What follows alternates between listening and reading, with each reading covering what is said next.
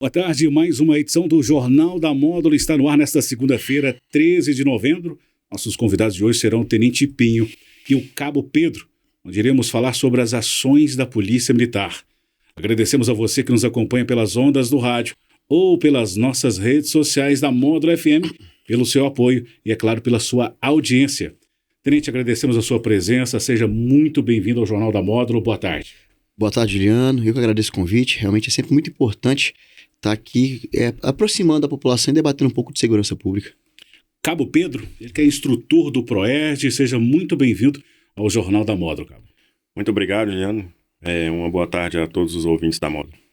Tenente, tivemos uma ocorrência de um homicídio em Patrocínio, onde que um homem deu uma voadora matando um idoso com deficiência intelectual por ciúmes. Como que foi esse caso? Como que foi a prisão do autor? Na verdade, assim, só para deixar claro, assim, uma questão de ciência criminal, né? O fato em si, em que pese o indivíduo ter vindo a falecer, ter vindo a óbito, evoluir a óbito, foi a principal lesão corporal, né? Porque o homicídio, para enquadrar no homicídio, o autor tem que ter a intenção de matar. Esse caso aí é um caso comum de crime pré-doloso, ou seja, ele teve a intenção de lesionar, de agredir, que foi a lesão corporal, e veio a evoluir não por vontade dele, por circunstâncias alheias, né? Ao óbito, então seria o dolo, a intenção na ação com uma conduta posterior a cargo de culpa. Mais paciências criminais, né? No caso, a pena também é alta, então é um crime que gera um clamor social, mas para ter essa ciência, né? Então, assim, ele teve essa conduta dele, essa intenção no chute, na voadora, que veio a evoluir no atendimento médico a óbito. Então, foi um fato em que o indivíduo, por motivos fúteis, né? Então, assim, uma razão bem, assim, até assim, sem muito seriedade, algo bem mais caso de motivo de ciúmes, assim, um relacionamento, assim, que a namorada desse autor recebeu algum presente ou teve algum contato com essa vítima, e por esse motivo gerado por esse ciúme, esse indivíduo decidiu efetuar essa agressão. Aí depois de agredir, assim, ele evadiu, né? Ficou homiciado. E a gente ficou fazendo esse rastreamento, acompanhamento dos endereços, até identificar a autoria e tivemos êxito em localizar em momento posterior, né? Ele tinha retornado à residência e conseguimos, por meio de acompanhamento, monitoramento, localizar. Esse era um fato sensível porque a vítima, na área onde faleceu, era uma pessoa benquista, né? Então, era uma pessoa querida por todos, então era mais uma preocupação para evitar um outro crime violento, né? Que a possibilidade de linchamento ou até vir a evoluir para homicídio era muito grande também. Essa resposta rápida da Polícia Militar, efetuando a prisão do autor no mesmo dia, ela teve a ajuda da comunidade, com denúncias? Com certeza, né? Assim, eu sempre falo que a gente tenta fazer um serviço de excelência, mas temos certas limitações, né? Então, assim, às vezes o crime já ocorreu, a gente atua de forma preventiva, a priori, e para evitar a prática do crime. Então, fazendo a presença, fazendo patrulhamento, estando sempre presente nessas áreas, principalmente essas áreas de grande incidência criminal. Por vezes ocorre que a polícia não consegue estar em todos os locais ao mesmo tempo. Então, o fato vai acontecer. E nessa hora vem a nossa parte repressiva, que é para localizar esse indivíduo, para poder efetuar a prisão para que tomadas providências jurídicas cabíveis, né?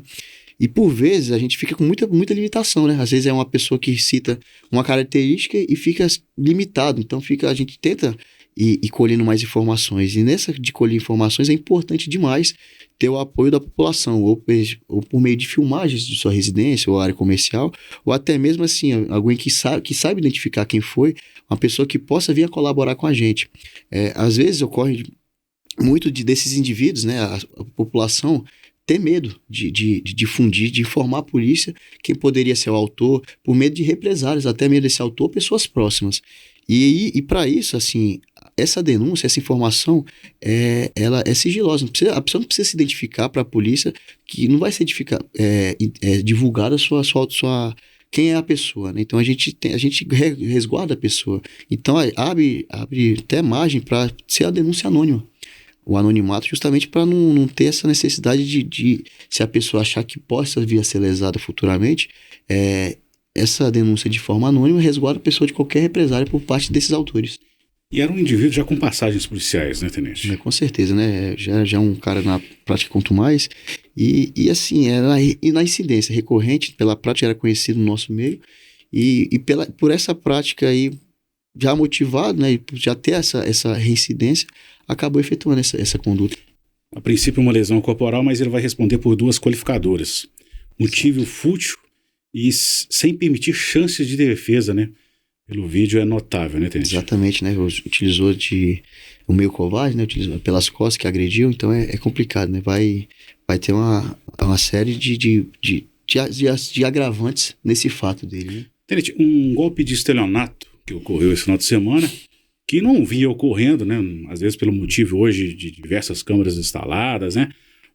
Mas ocorreu e chamou atenção. O motorista teve num posto, realizou o abastecimento e saiu sem pagar. E a polícia está à procura dele. Exatamente. Como foi esse caso? Exatamente, né? O estelionato é um crime patrimonial que, inclusive, está em crescente, porque é um crime que a pessoa, às vezes, abusando de confiança ou utilizando de algum meio, é entregue o bem, o valor, né? Então, o estelionato, a pessoa usa a fraude, utiliza uma fraude, assim, uma história, às vezes, fraudulenta, ou então, às vezes, até uma confiança para que a pessoa entregue e que depois justifique uma forma de ressarcimento, né? Nesse caso específico, o indivíduo já era conhecido desse pessoal do posto de abastecimento, abasteceu um valor de R$200 e relatou assim, que um outro funcionário, um terceiro conhecido de todos, que iria efetuar esse pagamento. Então, é um caso clássico de fraude, né? Recebeu, a pessoa lhe entregou o bem, no caso, o abastecimento, no valor de R$200, e ele reportou que seria posteriormente pago por terceiros, né? Então, assim, é um crime que não estava tendo tanta incidência, mas é um crime que a prática está em crescente, né? Justamente pela facilidade. Hoje em dia, muita gente opta por utilizar de fraude para aproveitar de pessoas, assim, às vezes até de boa fé, ou então com uma certa inocência que possa vir entregar. Então, fica até a nossa orientação, né? Assim, até por meio do crescimento da informática, a utilização hoje, em grande parte da população de redes sociais, facilita a atuação desses infratores que realmente têm criatividade para criar uma história de fundo, né? Então, por vezes, eles utilizam alguma promessa de ganho, alguma promessa de lucro, ou algo do tipo que possa vir a beneficiar, só que com um custo muito baixo em comparação, mas que tem um valor considerável. Então, às vezes, os indivíduos entregam esse valor com a esperança de que vai receber alguma premiação, alguma coisa que possa beneficiar no momento posterior. Então, assim, qualquer promessa dessa é bom ter parar um pouco antes de repassar um valor, entregar alguma coisa e buscar orientação de terceiros ou até mesmo da polícia, que está aí justamente para esclarecer isso, né? Às vezes é uma história de fundo que, por vezes, o indivíduo utiliza a mesma história para diversas pessoas, assim, na mesma atuação, às vezes por telefone, às vezes pessoalmente. Então, assim, até essa orientação pela polícia é bom ter para evitar ser lesado, né? Evitar esse desgaste que por vezes é um valor considerável financeiro que a pessoa que a pessoa entrega a esse infrator. Cabo Pedro, ele que é instrutor do Programa Educacional de Resistência às Drogas e Violência, que teve início nos Estados Unidos em 1983, por meio de uma parceria entre o Departamento de Polícia de Los Angeles e a Escola Unificada de Los Angeles. O projeto foi implementado no Brasil em 1992, uma parceria entre a Polícia Militar do Estado do Rio de Janeiro e a Escola de Educação Física da PM. Há quantos anos o PROERD foi implementado aqui em Patrocínio no 46? Aqui em Patrocínio há 23 anos, Juliano. Então, em Minas Gerais há 25 anos, aqui em Patrocínio em específico há 23 anos. Então, há 23 anos que a gente vem trabalhando nas escolas, né, com o currículo aí do 5º e do 7º ano. E o slogan do PROERD é ensinando a escolher uma vida segura e saudável. Então, o nosso objetivo é esse, né? Fazer com que essas crianças façam boas escolhas durante a vida, tomem boas decisões, pensem antes de tomar uma decisão, né? Se coloquem no lugar das outras pessoas na hora de fazer ou desejar algo para alguém, que essas crianças resistam à pressão dos colegas, né? Porque na fase da adolescência eles tomam muito mais decisões pelos colegas do que pelos pais, eles deixam de ouvir os pais e começam a ouvir os colegas. Então a gente está presente em sala de aula para poder orientar eles, para que eles tomem sempre a melhor decisão. Pedro, você como instrutor do PROERD está participando de uma experiência de um seminário de proteção escolar internacional.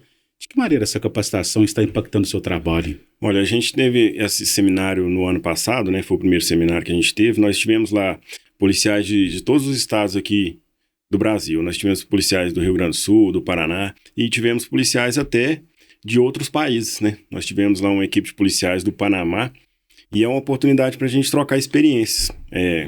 A gente ouve o que eles aplicam nos estados, né? Como que eles trabalham, como que funciona lá. E essa gama de conhecimentos ajuda a gente a trabalhar aqui também em Minas Gerais, aqui em Patrocínio. Então, a gente vai ter essa capacitação novamente agora, durante essa semana, né? Já está tendo em Belo Horizonte, foi dividido em 2 turmas. E todos os instrutores do PROERD aqui de Patrocínio, da área de patrocínio, e os patrulheiros escolares, nós estamos indo para BH agora na quarta-feira e vamos ficar de quarta até sábado, recebendo essa capacitação para atender cada vez melhor, né, de forma cada vez melhor, as crianças e os adolescentes. É um seminário de proteção escolar, então tudo que está envolvido aí na segurança escolar vai ser tratado lá durante essa semana. No próximo dia 30, mais uma formatura, 400 alunos. Exatamente, nós já fizemos uma formatura aí no meio do ano, né, 450 alunos, e agora no segundo semestre, mais 400 alunos. Nós estamos atendendo aí 7 escolas, e essa formatura vai acontecer dia 30 no Polo Esportivo do Catiguá. A formatura do PROERD é algo tradicional aqui em Patrocínio, e é uma oportunidade para a gente dar êxito para essas crianças, né? Para mostrar para os pais, né, que é possível manter essas crianças longe das drogas, é possível a gente mostrar para essas crianças que toda escolha tem uma consequência, né? Vamos ter presença de autoridades lá, e é um evento marcante na vida dessas crianças. Já tive casos aí, Juliano, de um aluno meu do PROERD trazer um certificado do pai, que o pai ou a mãe guarda até hoje, da vez que eles fizeram o PROERD. Então, o PROERD realmente faz a diferença na vida das pessoas. Eu que sou pai de um aluno do PROERD, meu rapazinho, no dia da formatura, todo. E quando ele vê uma formatura, fotos, e vocês também, você tem que ver o jeito que o rapaz fica. E isso é meu filho. Imagina os outros, né? Olha só. O PROERD já está tão consolidado, né, que a gente passou em 2 locais antes de vir para cá. Nos 2 locais que a gente passou, teve ex-alunos do PROERD, já pessoas adultas trabalhando, né, pessoas de bem, e falaram, a gente já fez o PROERD também. Lembra o nome do instrutor, né, lembra da música do PROERD. Então, realmente é algo que impacta na vida das crianças. O projeto PROERD considera as escolas localizadas em áreas de risco como prioritárias? Justamente, a gente dá prioridade para os bairros, né, de maior índice de criminalidade, mais vulneráveis, mas isso não impede também que escolas particulares, né, ou escolas centrais solicitem também o PROERD. A gente tenta atender a maioria das pessoas, né? Como a agenda às vezes é um pouco apertada, mas a gente escolhe essas escolas como prioridade. Não quer dizer que são só essas escolas, né? A gente tem visto também na área rural agora, justamente, né? Nós, no primeiro semestre, a gente conseguiu atender zona rural, e nesse segundo semestre também a gente está abrindo uma exceção que acredito que nos anos anteriores, eu acredito que não deve ter atendido aqui em Patrocínio, que a gente está atendendo uma escola particular. Não tem como hoje em dia, né, Juliano, a gente falar que é só no lugar ou só em outro. Às vezes tem aluno que estuda aqui na área central, mas o aluno é de uma área de risco, então a gente tem que tentar atender o maior número de crianças possíveis. Como que o trabalho do PROERD nas escolas influencia o sonho das crianças a se tornarem policiais? Ótima pergunta, Juliano. Quando eles fizeram uma pesquisa, né, para poder implementar o PROERD nos Estados Unidos, eles chegaram à constatação de que um policial fardado dentro de sala de aula torna uma referência para as crianças. Por várias vezes a gente já viu alunos falarem que o sonho deles é ser policial militar. E às vezes o único contato que ele tem com a polícia militar é no PROERD. Porque não tem um parente que é policial militar, não tem um conhecido que é policial militar. Então, ele tem aquele sonho de ser policial militar e tem a oportunidade de ter o contato com um policial militar. Então, assim, se torna uma referência para essas crianças. E uma criança e um adolescente, ele precisa de referência. Porque ele começa a agir como a referência que ele tem, né? Como os pais ou como o instrutor do PROERD, né? E, ao longo do tempo, aquela característica que ele admira passa a ser dele. Conversamos hoje com o Tenente Pinho e o Cabo Pedro. Gostaria de agradecer aqui ao comando do 46º Batalhão, na pessoa do Tenente Coronel Sócrates, por nos ceder, sempre aqui um membro da gloriosa Polícia Militar na Rádio Módulo. Hoje aqui, os dois senhores, muito obrigado. Eu que agradeço, realmente é sempre muito importante estar conversando e orientando um pouco a questão da sensação de segurança pública e a segurança pública, né? Contribuir para que a nossa cidade seja uma cidade boa de se viver em paz. Então, a todos os ouvintes, qualquer dúvida ou suspeição, o que for, pode sempre contar com a Polícia Militar, que estamos aqui a atender, para atendê-los. Cabo Pedro, volte mais vezes e muito obrigado por estar aqui conosco e parabéns por esse excelente trabalho que eu, particularmente, meu rapazinho lá, se sente orgulhoso quando teve e quando está vendo vocês. Muito obrigado, nós que agradecemos, e a Polícia Militar está atenta e preocupada com a questão da nossa juventude, né? Prevenção é o melhor caminho. A primeira parte do Jornal da Módulo está chegando ao fim, mas lembre-se que essa entrevista também está disponível nas nossas redes sociais, no YouTube da Módulo e no Facebook. A todos, um abraço.